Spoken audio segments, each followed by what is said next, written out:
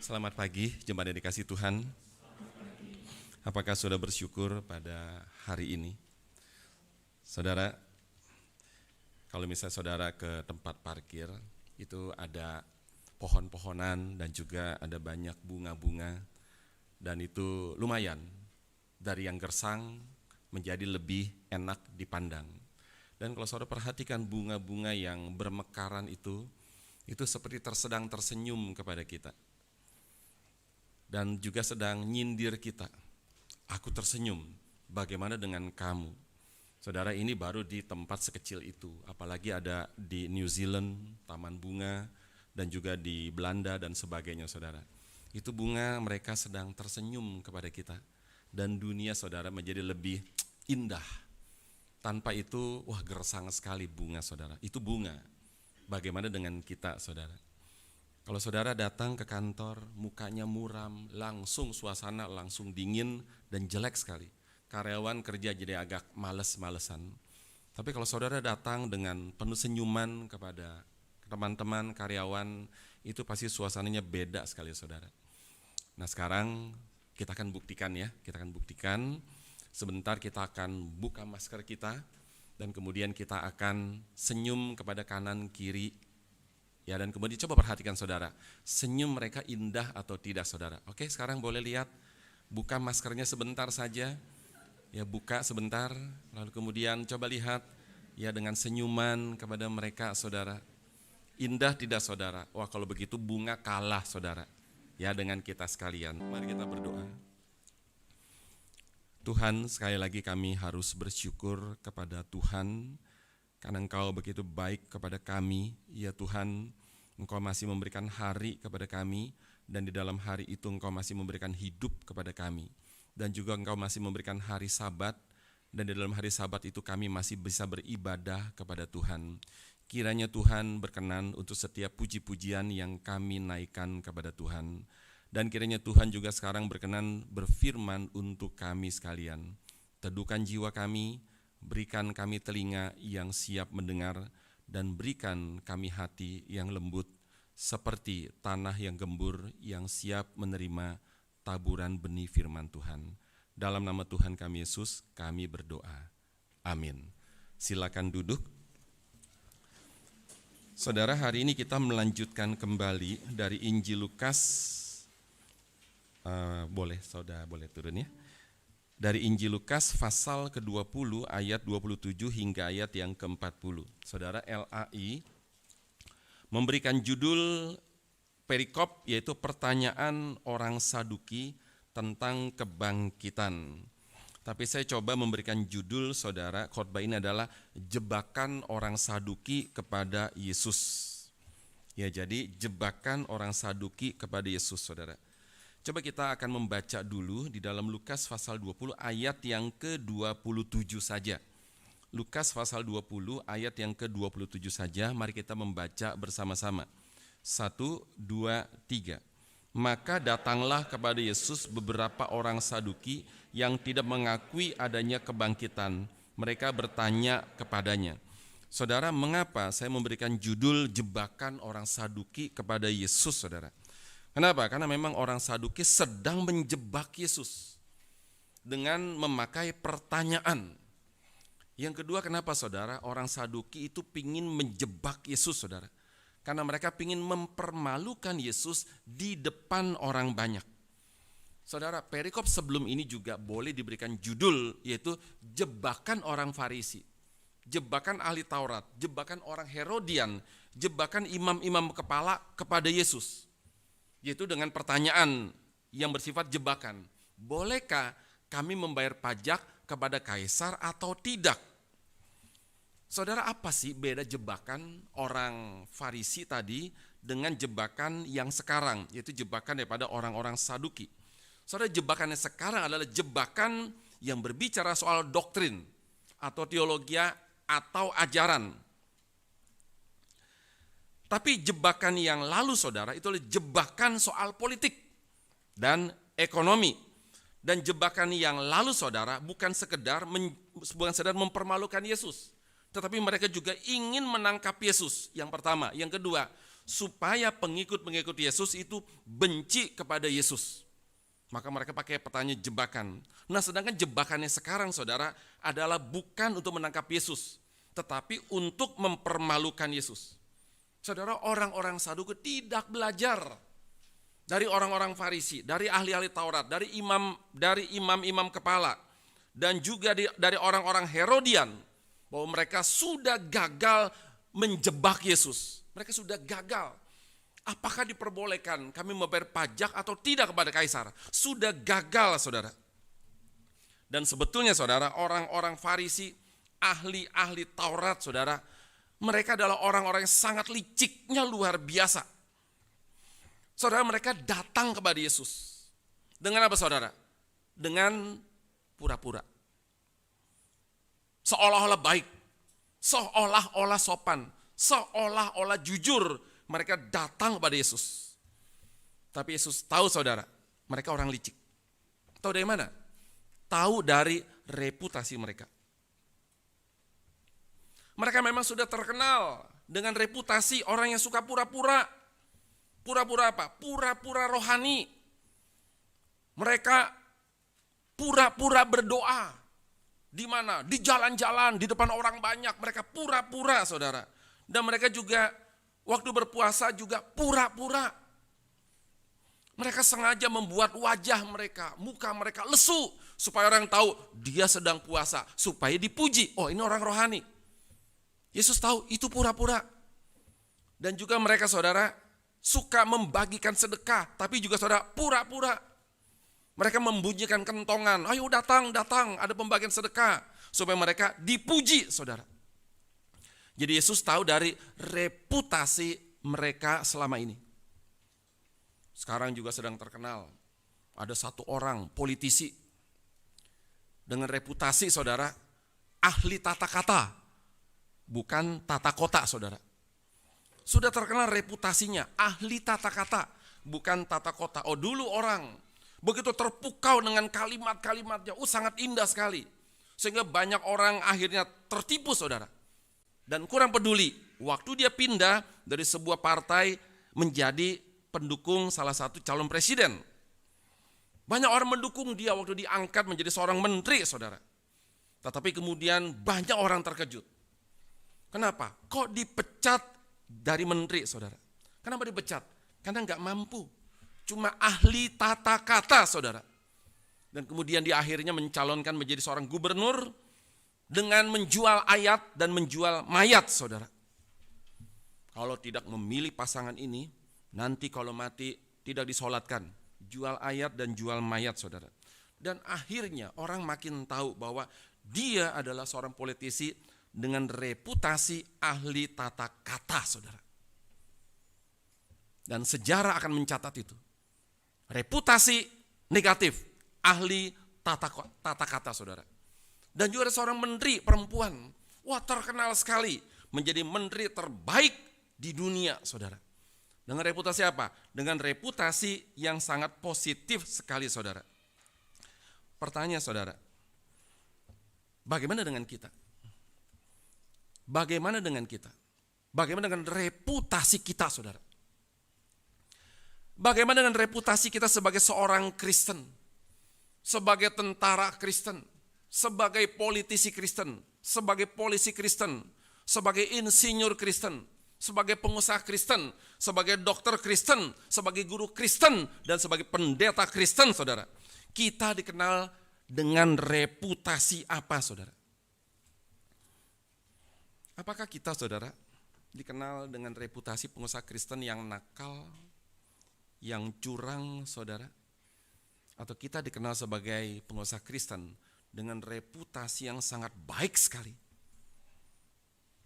Atau kita, saudara, menjadi seorang Kristen, saudara, yang suka menggosipkan hal-hal baik atau menggosipkan hal-hal buruk, saudara? Atau kita sebagai seorang Kristen yang suka menggosipkan bagaimana cara untuk memajukan gereja ini, misalnya, saudara. Atau saudara menggosipkan orang hanya untuk menjatuhkan orang lain, saudara. Bagaimana kita sebagai seorang pelayan Kristen, dengan reputasi apa? Melayani dengan sungguh-sungguh, segenap hati, segenap jiwa. Atau cuma saudara dengan pelayanan yang bersifat persiapan main-main saudara. Atau kita sebagai seorang Kristen dengan reputasi, yaitu suka terlambat ibadah. Lalu juga dengan reputasi saudara, waktu khotbah, waktu ibadah tidak fokus, main HP dan sebagainya saudara.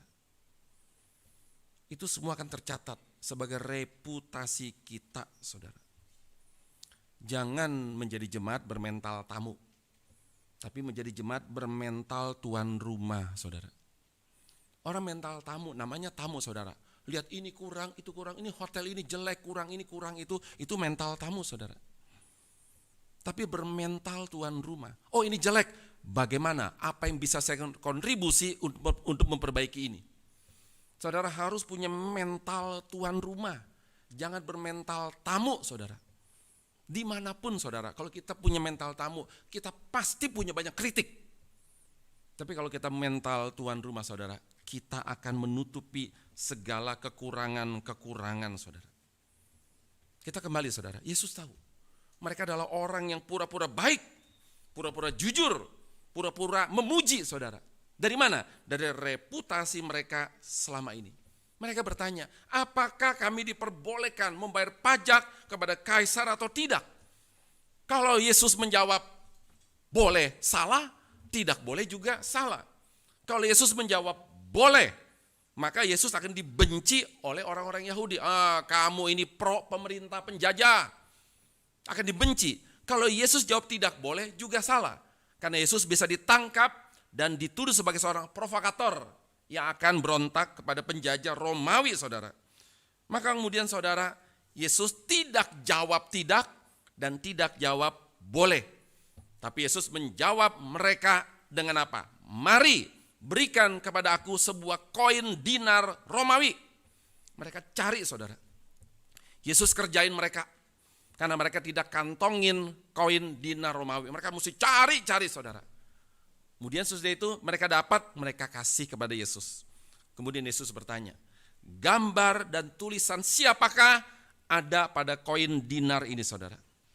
Mereka dengan polos menjawab, ada gambar dan tulisan kaisar. Oke, kalau begitu saudara, berikanlah kepada kaisar apa yang menjadi milik kaisar.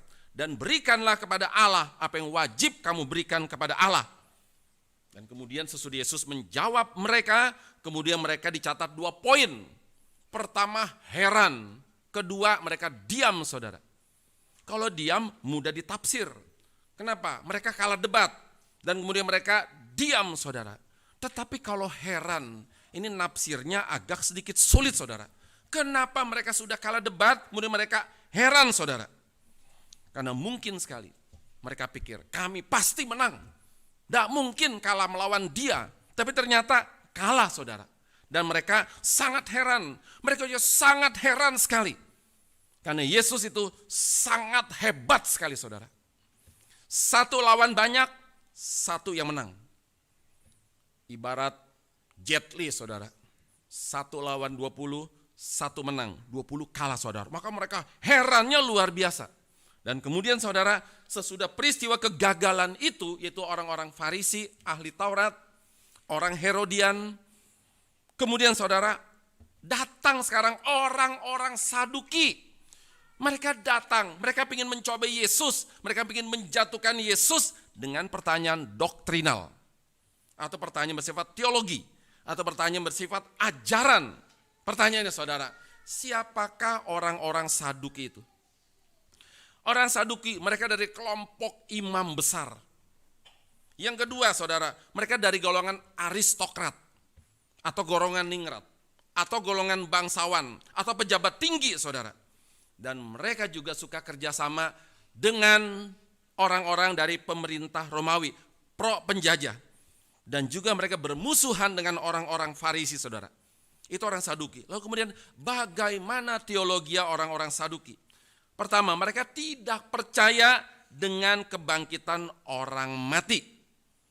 Mereka punya argumentasi, di dalam kitab Taurat, 5 kitab Taurat Musa, tidak ada catatan tentang kebangkitan orang mati, saudara. Bagi mereka, sudah mati, ya sudah selesai. Tidak ada kehidupan sesudah kematian. Dan kemudian saudara, seorang sejarawan Yahudi bernama Flavius Josephus berkata bahwa orang Saduki berpendapat bahwa jiwa turut hancur ketika tubuh hancur, saudara. Atau jiwa dan tubuh turut hancur bersama sesudah kematian, saudara. Dan kemudian juga mereka tidak percaya adanya malaikat. Mereka tidak percaya adanya setan, saudara. Mereka tidak percaya ada roh-roh, saudara. Dan kemudian mereka cuma percaya kepada 5 kitab Taurat. Kejadian, Keluaran, Imamat, Bilangan, dan Ulangan. Itu di dalam teologi mereka, saudara. Mereka membangun suatu doktrin. Mereka membangun suatu teologi. Mereka membangun suatu ajaran yang sangat berbahaya sekali. Mungkin juga saudara, banyak orang-orang sekarang seperti mereka. Tidak percaya ada kehidupan sesudah kematian, saudara.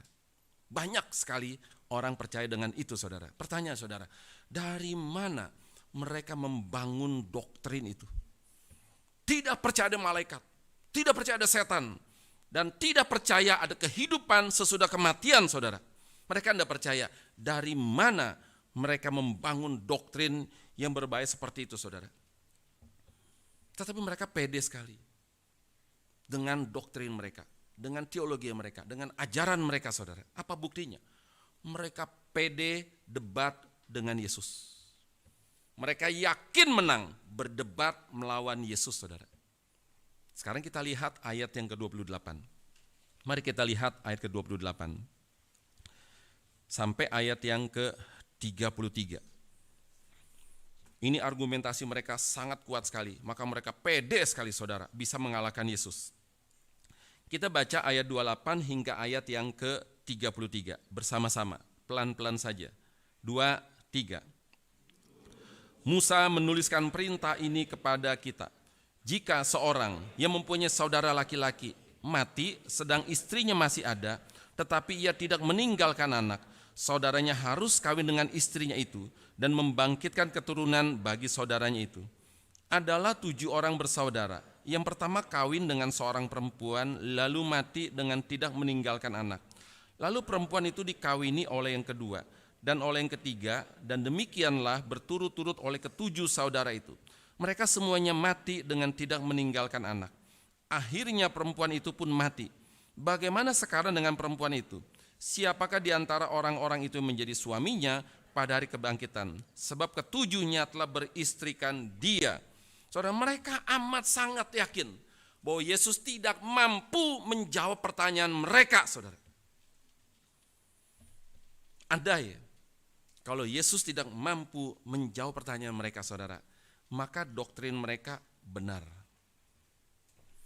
Bila doktrin mereka benar, maka doktrin yang lain itu salah, saudara.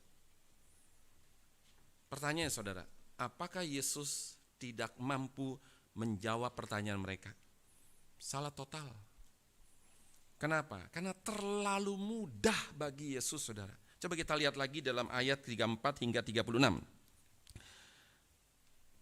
34 sampai 36 kita baca bersama-sama. 1, 2, 3. Jawab Yesus kepada mereka, orang-orang dunia ini kawin dan dikawinkan, tetapi mereka yang dianggap layak untuk mendapat bagian dalam dunia yang lain itu dan dalam kebangkitan dari antara orang mati tidak kawin dan tidak dikawinkan. Sebab mereka tidak dapat mati lagi. Mereka sama seperti malaikat-malaikat dan mereka adalah anak-anak Allah karena mereka telah dibangkitkan. Saudara, titik. Dengan kata lain, saudara, Yesus ingin mengatakan kawin itu cuma ada dalam dunia sini. Di dunia sana sudah tidak ada kawin lagi, saudara. Pertanyaannya, apakah ada dunia sana, saudara? Ada 2 teori tentang hidup dan mati. Teori pertama, hidup sesudah mati tidak ada kehidupan lagi. Itu dianut oleh orang Saduki dan orang-orang lain, saudara. Yang kedua, hidup sesudah mati masih ada kehidupan lagi. Itu dianut oleh orang-orang non-Saduki tentunya, saudara. Lalu kemudian, saudara, dari yang kedua, yaitu hidup dan sesudah hidup masih ada kehidupan, dibagi 2 lagi, saudara. Pertama, kawin lagi. Kedua, tidak ada kawin lagi, saudara. Contoh kasus saya lihat tadi malam di Google, di portal NU, saudara. Contoh kasus di dalam agama Islam. Jika seorang wanita kawin dengan seorang laki-laki, lalu suaminya mati. Lalu wanita itu kawin lagi dengan laki-laki lain, lalu mati lagi. Lalu kemudian kawin lagi, lalu mati lagi, saudara. Lalu kemudian ditanya, siapa yang jadi suaminya nanti? Di dalam dunia sana, mereka percaya ada dunia sana. Ada 4 pendapat, saudara. Wanita itu pertama bersuamikan laki-laki pertama. Kenapa? Karena dia mengawali keperawanannya. Pendapat kedua, saudara, wanita itu boleh memilih dari laki-laki yang pernah dikawini di dalam dunia ini. Silakan pilih. Yang ketiga, saudara, wanita itu bersuamikan laki-laki yang terakhir dari suaminya, yang terakhir. Karena mungkin paling bagus mungkin. Yang keempat, saudara, wanita itu akan bersuami yang paling baik akhlaknya, saudara. Itu 4 pendapat. Saudara, intinya di dalam agama Islam, sesudah mati ada kehidupan dan kawin lagi, saudara. Dan kemudian di antara doktrin-doktrin, teori-teori yang tadi, saudara, yang mana yang paling benar? Yang saya percaya adalah apa, saudara? Sesudah mati ada kehidupan dan tidak ada kawin lagi, saudara. Kenapa, saudara? Karena Tuhan mencipta makhluk hidup itu ada 3. Pertama malaikat, kedua manusia, ketiga binatang. Malaikat ada roh, tidak ada tubuh. Dia ada cinta, tidak ada seks. Binatang ada tubuh, tidak ada roh. Ada seks, tidak ada cinta. Manusia paling komplit, saudara. Ada tubuh, ada roh. Ada cinta, dan ada seks, saudara. Malaikat tidak ada seks, sehingga tidak bisa berkembang biak. Yang bisa berkembang biak cuma binatang sama manusia, saudara. Pertanyaan, saudara, kenapa manusia harus berkembang biak? Kita lihat dari Kejadian pasal 1, 26 sampai 28. Kejadian pasal 1 ayat 26 sampai ayat yang ke-28. Mari kita membaca bersama-sama Kejadian pasal 1 ayat 26 hingga ayat yang ke-28. Kita membaca bersama-sama. 1, 2, 3.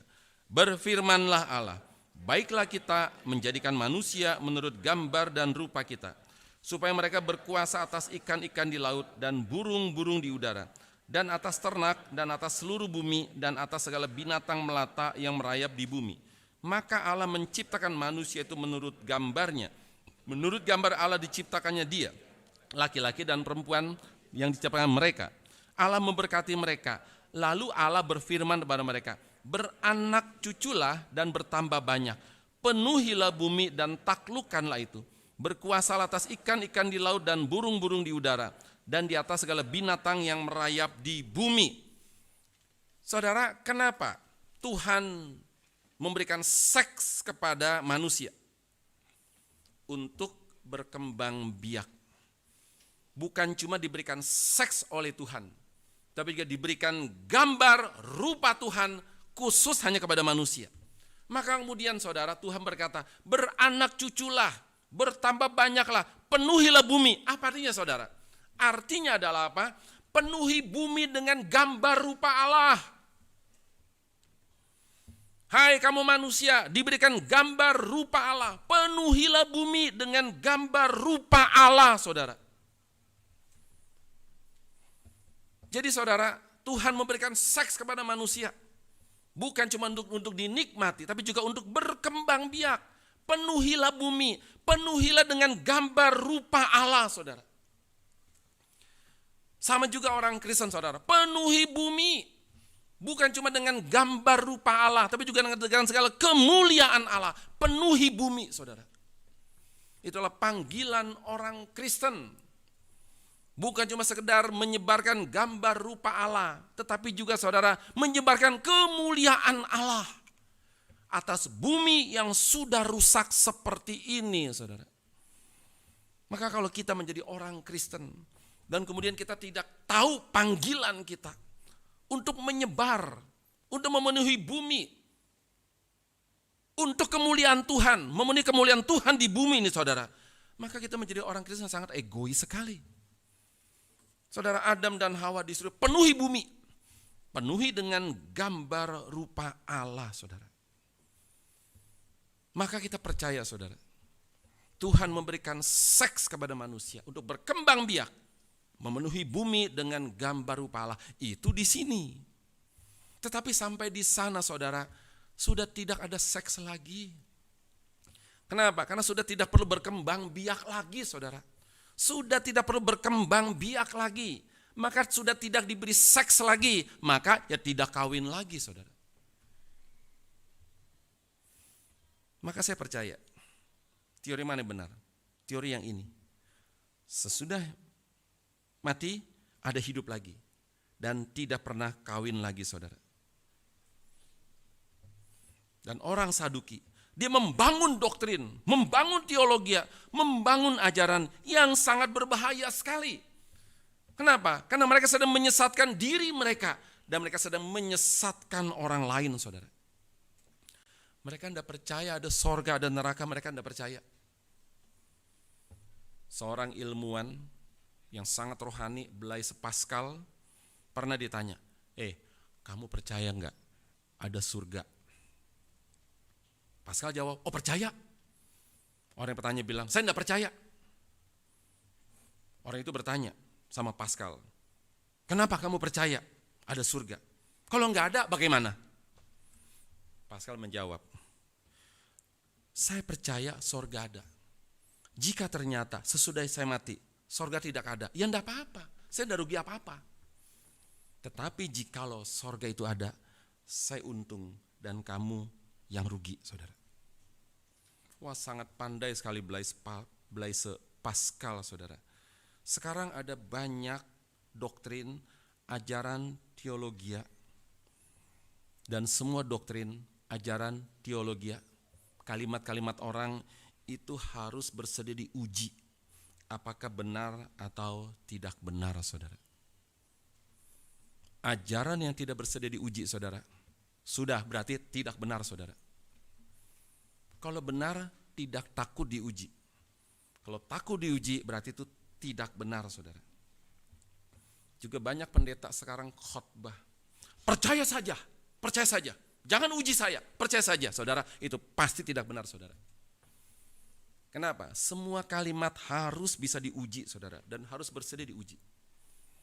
Ajaran teologi kemakmuran, prosperity teologi, saudara, itu harus bersedia diuji. Tidak bisa berkata, percaya saja, tidak bisa, saudara. Ajaran teologi kemakmuran, saudara, kalau diuji oleh Alkitab, pasti gagal, saudara. Percaya Yesus, maka kamu pasti akan kaya raya, pasti gagal, saudara. Kenapa? Tokoh-tokoh Alkitab, hidupnya kebanyakan miskin. Bahkan Yesus, saudara, yang terbesar dari tokoh di dalam Alkitab, dia berkata, serigala masih punya liang, burung masih punya sarang, tetapi anak manusia tidak mempunyai tempat meletakkan kepalanya, saudara. Artinya miskin, saudara. Tokoh-tokoh yang lain juga kebanyakan miskin, saudara. Ada juga yang kaya, tetapi itu bukan yang paling utama, saudara. Teologi kemakmuran, kalau kamu percaya Yesus, kaya. Jangankan diuji sama Alkitab, diuji pakai logika sudah pasti gugur, saudara. Kenapa? Ternyata orang paling kaya di dunia, saudara, itu bukan orang Kristen. Jangankan di dunia, saudara, di Indonesia bukan orang Kristen. Jangankan di Indonesia, di Palembang, saudara, bukan orang Kristen. Berarti apa? Berarti gagal, saudara. Mereka enggak bersedia diuji. Ajaran apa lagi, saudara? Tentang mujizat kesembuhan, saudara.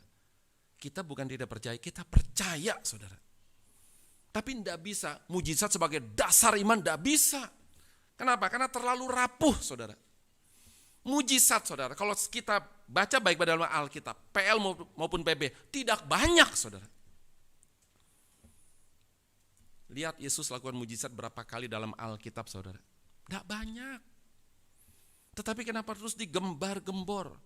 Mari percaya Yesus, ada banyak mujizat. Saudara, logikanya saudara, kalau orang sakit didoakan ada mujizat, sembuh saudara, logikanya. Tidak ada orang mati. Kenapa? Sakit sudah umur 90, sakit kanker. Dalam nama Yesus sembuh, tidak mati saudara. Sakit lagi, 95, doa lagi, sembuh, tidak mati. Sampai 1000 tahun tidak mati-mati saudara. Coba bayangkan. Adam tidak mati-mati saudara. Sekarang hadir di sini. Nah, jadi apa saudara? Adam sama anak cucunya tidak mati-mati, sekarang hadir di sini saudara. Apa jadinya dunia ini saudara? Kita ngelihat, ya ampun, ini mah nggak beda sama Kentucky Fried Chicken ini. Kulit keriput, sudah begitu sangat tua sekali saudara. Tidak indah dunia ini. Jadi saudara, ajaran tentang mujizat kesembuhan supranatural saudara, itu kalau diuji pasti gagal saudara. Kita tetap mesti percaya. Ada mujizat kesembuhan, tetap mesti percaya saudara. Tapi tidak boleh menjadikan itu sebagai dasar mengajak orang, mari ke gereja saya, mari menjadi orang Kristen. Ada mujizat, tidak bisa saudara. Kenapa? Karena iman tidak boleh dibangun di atas dasar mujizat, terlalu rapuh, terlalu lemah saudara. Tapi iman harus dibangun di atas dasar firman. Dan juga ajaran tentang misalnya bahasa roh saudara. Itu harus diuji oleh Alkitab. Dan kalau diuji saudara, pasti gagal saudara. Bahasa roh zaman sekarang saudara, itu pasti palsu saudara. 99,99% yang dipraktekkan pasti palsu. Dan pasti melawan Alkitab saudara. Termasuk ajaran reform harus bersedia diuji saudara. Termasuk setiap khotbah, entah dari mulut saya, dari mulut siapapun, harus bersedia diuji saudara. Itu namanya adalah apa saudara? Firman Tuhan, itu mesti bersedia diuji saudara. Kita bersyukur di dalam ajaran reform saudara, wahyu dibagi menjadi dua. Ada wahyu umum, ada wahyu khusus. Wahyu umum, hati nurani, alam semesta. Wahyu khusus, Alkitab, firman Tuhan tertulis saudara. Dari wahyu umum kita cuma tahu Tuhan ada. Tapi tidak tahu sifat-sifat Tuhan. Dia maha bijaksana. Dia maha baik. Dia maha tahu. Dia maha kekal. Dia maha berdaulat. Kita tidak mungkin tahu sifat-sifat Tuhan kecuali dari wahyu khusus saudara. Dari ajaran reform. Ada anugerah umum. Ada anugerah keselamatan saudara. Anugerah umum, Tuhan memberikan anugerah kepada semua orang, tidak peduli, Kristen, non-Kristen, apapun semua dikasih saudara. Anugerah umum. Tuhan memberikan matahari kepada orang benar maupun tidak benar. Tuhan memberikan hujan kepada orang baik maupun tidak baik saudara. Anugerah umum. Tapi juga ada namanya anugerah keselamatan. Ajaran reform juga mengajar, ada 2 mandat. 1 mandat Injil, kedua mandat budaya, saudara. Saudara, ajaran reform juga harus diuji. Betul atau tidak betul? Tidak betul, buang saudara. Tapi kalau betul, harus jalankan dan harus setuju saudara. Kita lanjutkan, di dalam ayat yang ke-37 hingga ke-38, kemudian Yesus menambahkan penjelasannya lagi saudara, bahwa dalam kehidupan yang akan datang bukan hanya tidak kawin lagi, tapi juga mari kita baca dalam ayat 37 dan 38. 1, 2, 3. Tentang bangkitnya orang-orang mati, Musa telah memberitahukannya dalam nas tentang semak duri, di mana Tuhan disebut Allah Abraham, Allah Ishak dan Allah Yakub. Ia bukan Allah orang mati, melainkan Allah orang hidup, sebab di hadapan Dia semua orang hidup. Saudara, orang Saduki mengutip Musa. Ulangan 25 ayat yang kelima saudara. Dan Yesus pun juga saudara, Dia mengutip Musa saudara. Tapi Yesus lengkap mengutipnya, saudara. Di dalam nas tentang semak duri, ketika Musa, dia di padang gurun, waktu mengembalakan ternaknya, kemudian dia melihat, saudara, ada satu visi, ada semak-semak yang berduri, yang ada apinya, tetapi tidak hangus. Kemudian dia tertarik, dia datang ke tempat itu, saudara. Waktu dia datang dan mulai mendekat, saudara, ada kalimat, ada suara, tanggalkan kasutmu, sebab tempat ini suci. Saudara, Tuhan memanggil Musa 2 kali, saudara. Musa, Musa. Apa artinya, saudara? Musa selama ini, dia sudah kecewa dengan Tuhan. Dia ingin bebaskan orang Israel dari perbudakan Mesir. Dia sudah lepaskan segala sesuatu. Dari putra mahkota, aku siap lepaskan segala sesuatu. Dan kemudian dia membunuh satu orang Mesir. Dan kemudian saudara, ternyata dia dilaporkan oleh orang Israel kepada Raja Firaun. Kemudian dia harus pergi meninggalkan istana. Sudah kehilangan sebagai putra mahkota, dan juga dia tidak berhasil membebaskan bangsa Israel. Dia kecewa, saudara. Sama siapa? Sama Tuhan. Dan kemudian saudara, dia kecewa luar biasa. Sampai dia lupa dengan panggilannya, saudara. Membebaskan bangsa Israel. Selama berapa tahun, saudara? 40 tahun dia di padang gurun, cuma menjadi penggembala ternak yang sangat rendah. Dia kecewa kepada Tuhan, dan dia sudah lupa dengan panggilannya, saudara. Tuhan lupa? Oh tidak, saudara. Tuhan tidak pernah lupa. Tuhan tidak pernah lupa, saudara, dengan panggilannya kepada Musa. Sampai satu titik tertentu, Tuhan memanggil Musa dengan peristiwa visi, semak berduri terbakar tetapi tidak hangus. Tuhan memanggil Musa, Musa, Musa, saudara. Dan kemudian, saudara, di dalam percakapan dengan Musa, saudara, Tuhan berkata, akulah Allah Abraham, Allah Ishak, dan Allah Yakub. Saudara, dia bukan Allah orang mati, tetapi dia adalah Allah orang hidup, saudara. Orang Saduki mengutip dari Musa, dan Yesus pun juga, saudara, mengutip dari Musa, saudara. Ingat, hai kamu orang-orang Saduki, ingat peristiwa itu, peristiwa semak duri, Musa ingat. Dan Musa tahu bahwa Allah yang dipercaya oleh Musa adalah Allah Abraham, Allah Ishak, Allah Yakub.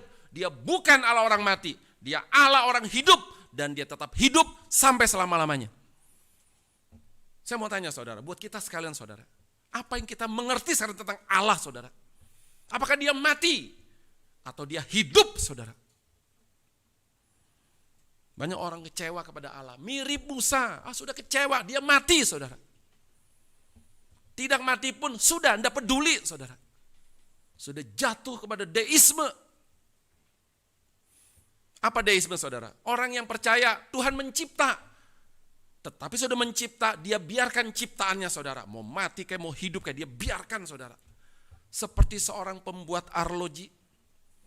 Dia buat, dia cipta, kemudian pada waktu sudah selesai dia cipta, dia putar jarum jamnya, saudara. Kemudian dia tidak peduli, dia tinggalkan, saudara. Seperti orang deisme. Tidak peduli lagi, saudara. Saudara, kita sebagai orang Kristen sekarang, bagaimana sikap kita, pendirian kita tentang Allah, saudara? Apakah dia adalah Allah orang mati atau Allah orang hidup, saudara? Waktu punya masalah, aduh Tuhan, lu ada atau tidak sih? Lu mati atau hidup sih? Saudara, Yesus mengutip Musa.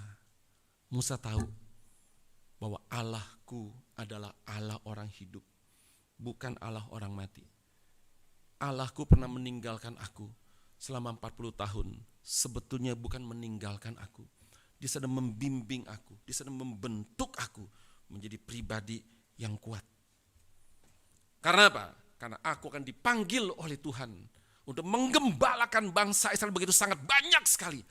Yang tegar tengkuk, yang keras hati, yang tidak mudah saudara. Dan Tuhan harus membentuk Musa habis-habisan 40 tahun dengan rasa kecewa, marah.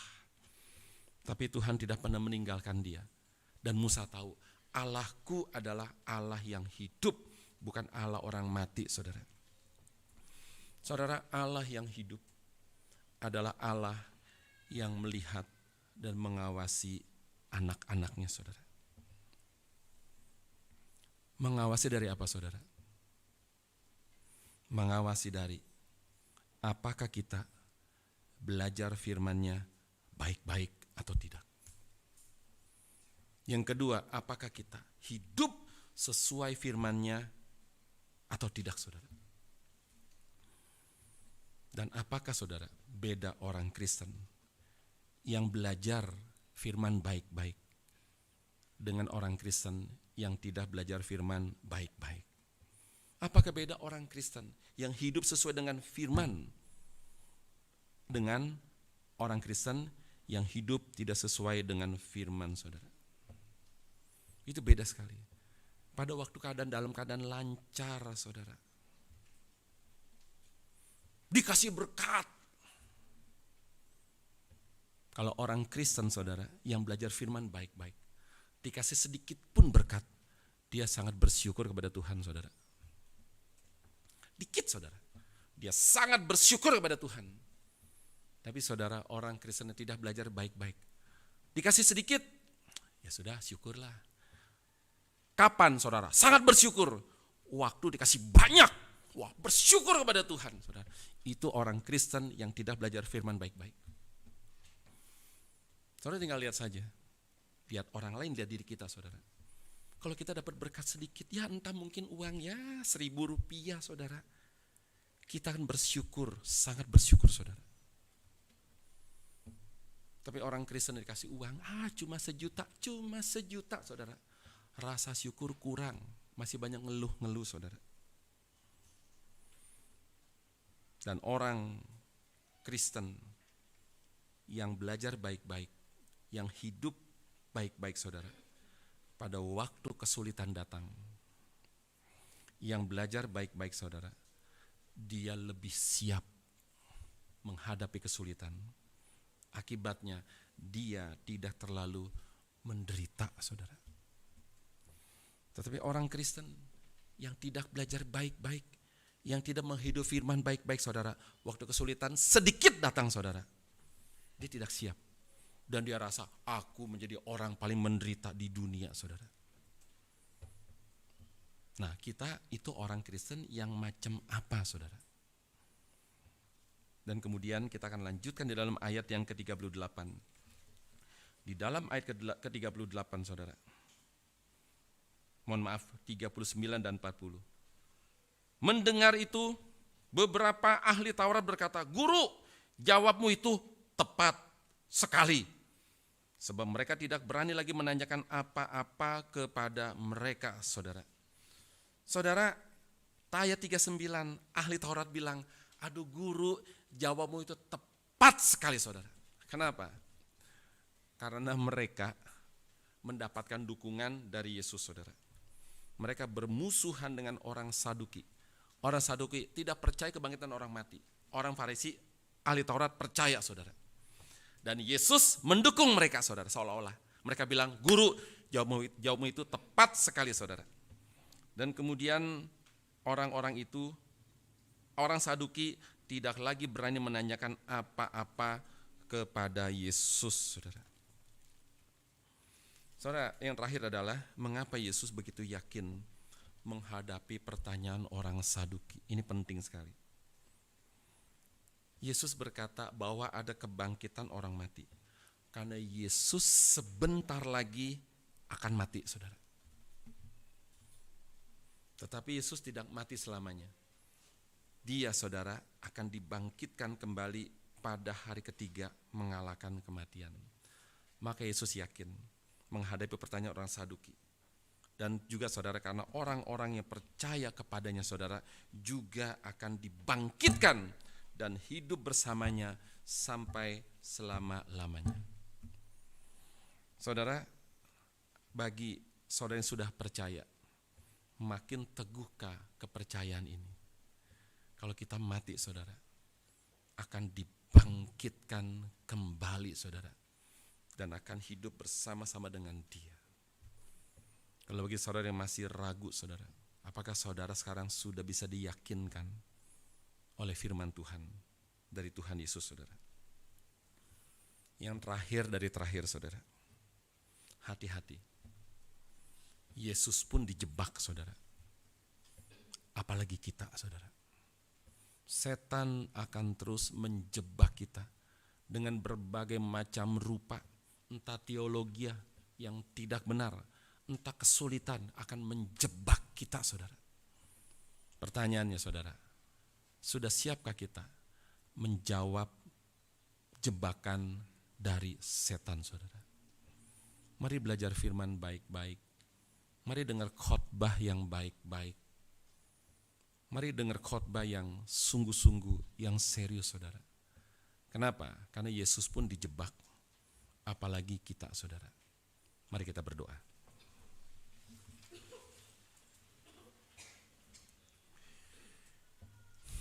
Tuhan Bapa di dalam surga, kami ingin sekali lagi bersyukur kepada Engkau, karena kami sungguh tidak layak menjadi anak-anak-Mu, menjadi orang Kristen, yang suatu ketika kami mati, kami akan dibangkitkan, dan kami akan hidup bersama-sama dengan Engkau sampai selama-lamanya.